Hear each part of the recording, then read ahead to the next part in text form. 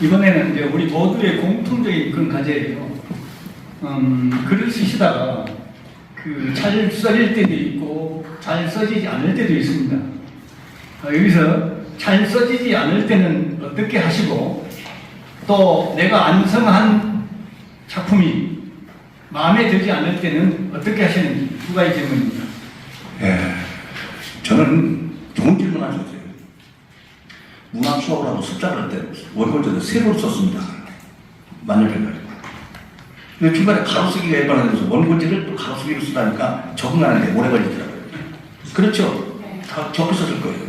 자기 스타일이 있어서 적응하는데 오래 걸려요. 그러다 또 이제 원고지 이걸 적고 컴퓨터 시대가 되니까 이 생각을 정리하는데 또 시간이 오래 걸리더라고요. 그럴 때는 어떻게 하느냐? 이거 책을 읽습니다. 요즘 제가 몇 가지 산문은 썼습니다만 소설 쓰는데 쓰려고 하는 작품 몇 건 있어요. 여러 건 있으나 잘 정리가 안 돼서 열심히 책을 읽고 있습니다. 고맙게도 이 자리에서 공개적으로 말씀드리는데 우리 최성배 교수님께서 좋은 책을 여러 번 보내주셔서 지금 계속 읽고 있습니다. 책을 읽다 보면 거기에서 영감이 오는 겁니다. 그걸 표절한다는 얘기가 아니고 스파크가 딱 일어나요. 뮤즈와 접신대에 저는 좋은 작품이 나온다고 봅니다. 맞죠? 그래서 그때는 저 앞으로 수비하고 낑낑대지 말고 계속 책을 읽으면서 또 다른 동력을 축적을 시킨다. 저는 그런 방식을 취하겠습니다. 그리고 원고를 다 썼는데 그 원고가 마음에 들지 않을 때는 또 어떻게 하시는지. 마음에 안 들면 발표를 하지 않고 그냥 좀 책상 밑에서 놓고 묵힙니다. 오래 잠재워 두는 거지. 그러다가 생각이 정리되면 다시 꺼내서 손질을 하긴 합니다. 그 글을 볼 때 그 전에 보면 아궁이에 불 쓰시기도 많이 하셨다는 그런 글도 있었던. 당연하죠. 당연합니다. 그리고 제가 나중에 질문에 있는지 없는지는 모르겠습니다만 라디오 드라마를 써서 떨어진 적이 있습니다. 응모했다가 광복 50년 KBS 라디오 드라마, 그 전에 광복 30년입니다. 정정 광복 30년 드라마를 써서 그때 100회분인가요? 썼는데 최종신을 떨어졌습니다. 원고료가 엄청납니다. 그래서 제가 하도 억울해서 중부 예장으로 8번지 KBS 여기 있을 때 가서 원고를 찾았습니다. 찾아서 중국 가지고 있습니다. 그 다음에 MBC 창사기념 또 라디오 드라마 썼다가 떨어진 얘기는 잘 안는데 창피해요. 그때도 연습글 써서 떨어졌습니다. 그것도 찾아다 놓고 했습니다. 그런데 왜 스타일 이 말씀드리냐면 그때 떨어지길 잘했다. 내일 떨어진 이 라디오 드라마를 소설로 거치겠다. 이렇게 생각합니다. 묵히면 또 좋은 작품이 나오니까요. 우리 이문구 소설의 그 표현을 좀 빌리자면 농립고 곰삭을 때까지 잘 이렇게 간호를 해서 농축이 됐을 때 이렇게 발표하면은 그 다른대로 완성도가 높아진다. 저는 이렇게 생각합니다. 예, 고맙습니다. 이강복 소설가님께 문학이란 무엇이며 또 우리 문학인들이 가져야 할 자세는 어떤 게 있어야 한다고 생각하십니까? 네, 요즘은 특정해서 말씀드리기가 어렵습니다. 왜냐하면 다 합치는 겁니다. 과거 60년대, 70년대까지는 공급과 수요가 구분이 되어 있었습니다. 말하면 공업이라고 할까 상업적 용어인데 작품을 생산하는 작가, 창작하는 문인이 있고 독자층이 있습니다. 근데 이런 독자들이 막 창작을 하잖아요. 무슨 등단이다 이런 거 거치지 않고 말하면 나는 문인이다 라고 이렇게 자처하지 않으면서도 씁니다. 그래서 어떻게 보면 수요와 공급이 지속되어 있는, 혼재되어 있는 이런 상황이 아닌가 이렇게 생각해서 어느 한쪽으로 특정해서 이렇게 가자 저렇게 가자 말씀드리기는 매우 어렵다 그렇게 생각합니다. 그럼에도 불구하고 문인이라고 하면 문인으로서의 품위를 잃지 않도록 노력을 해야 되겠다 이런 생각을 합니다. 과거는 잘 아시는 것처럼 문인들이 사회적으로 존경을 받았습니다. 우리 김호은 이사장님이 캐치프레이즈를 내걸고 있죠. 문인이 존중받는 자리를 위해서 일하겠다. 문인이 존중받아야 합니다. 존경받아야 합니다. 문학이 존중받아야 하고 문학인이 존경받아야 합니다. 그것이 좋은 사회입니다. 그러자면 좋은 작품을 써야 된다. 좋은 작품을 어떻게 쓰느냐? 독자들이 감동할 수 있는 작품을 쓴다. 그리고 그걸 전하는 메시지가 그럴싸하다. 그럴싸하다.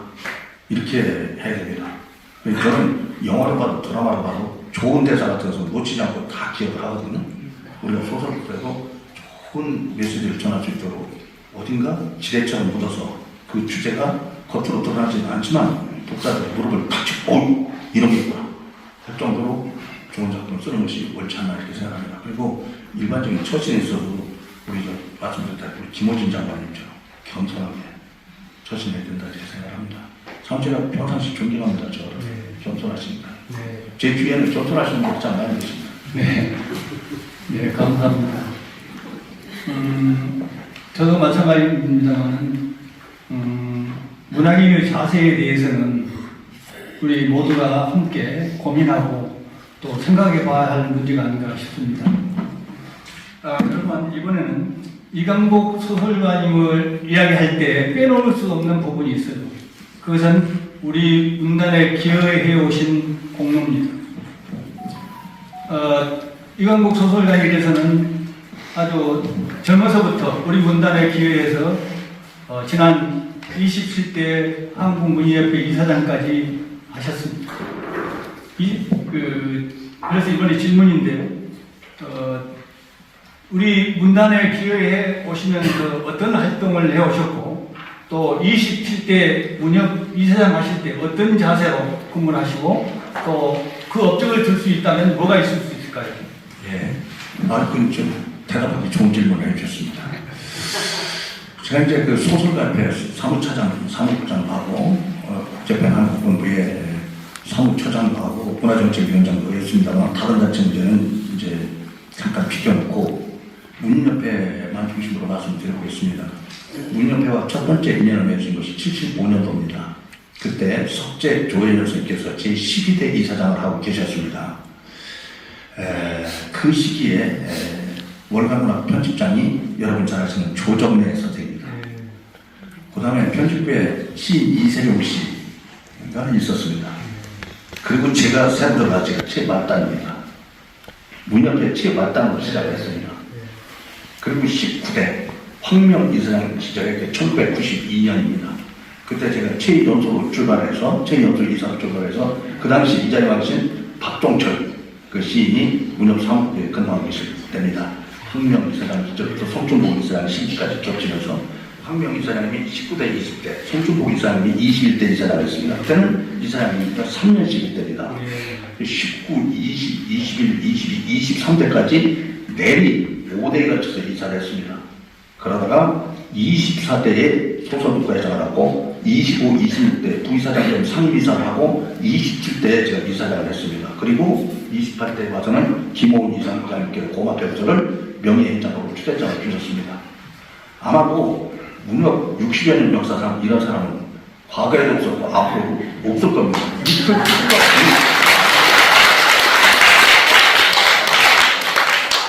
그런데 이제 그 선출직부, 소설국 회장, 부이사장, 이사장도 결국은 법적으로 그 이사입니다.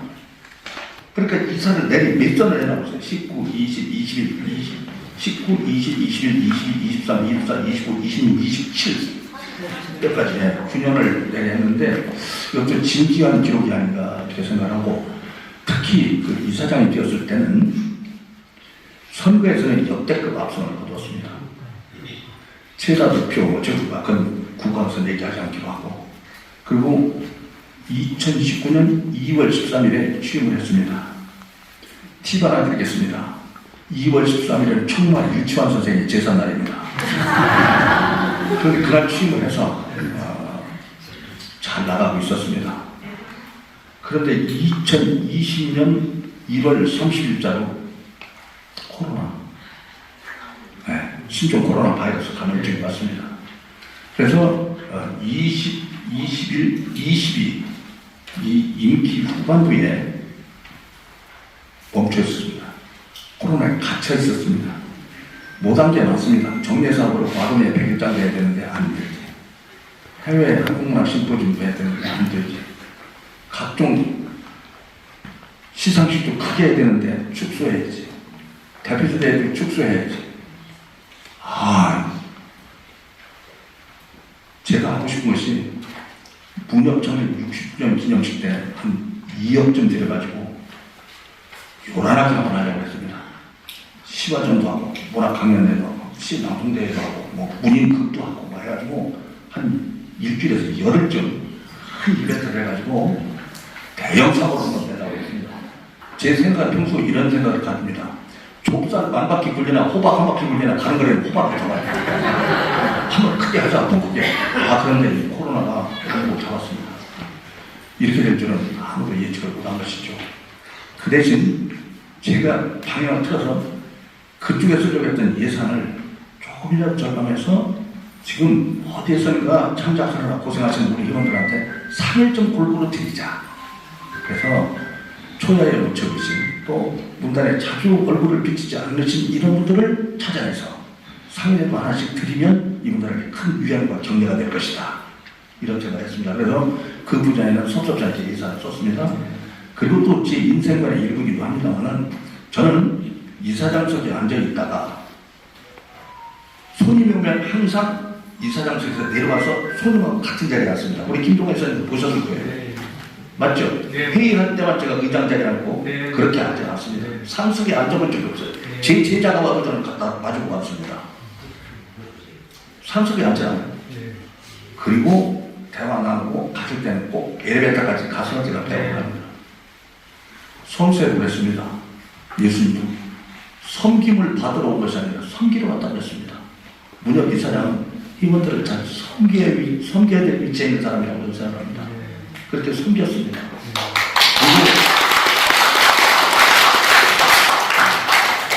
자랑스럽게 얘기하고 싶은 것은 여기 다 27대 집행부에서 다 임원들이 와 계시는데 27대 집행부에서는 트러블이 한 건이 없었습니다. 우리 당시 감사님이셨잖아요. 네. 이사했다고 오셨잖아요. 네. 맞죠? 네, 맞습니다. 27대 감사하셨어요. 그리고 28대는 이사가 되셨는데 관에서 쓰는 민원이라고 그러죠. 무슨 원망성 서류, 뭔가 해결해달라는 서류 한 통 받아본 적이 없습니다. 과거에는 단체가 크다 보니까 내용 중요 우편이다. 심지어는 송사까지 있었습니다만 이런 한 건도 없었어요. 이것을 저는 무척 다행스럽게 생각합니다. 저는 지금도 그렇습니다만 더 낮은 사람이 되려고 끝없이 노력할 거고 27대 집행부에서는 아무런 분쟁, 분규, 마찰, 불협화음 없이 잘 넘어왔다. 그리고 이런 전통이 우리 문단에 잘 이어졌으면 좋겠다 하는 생각을 가지고 있습니다.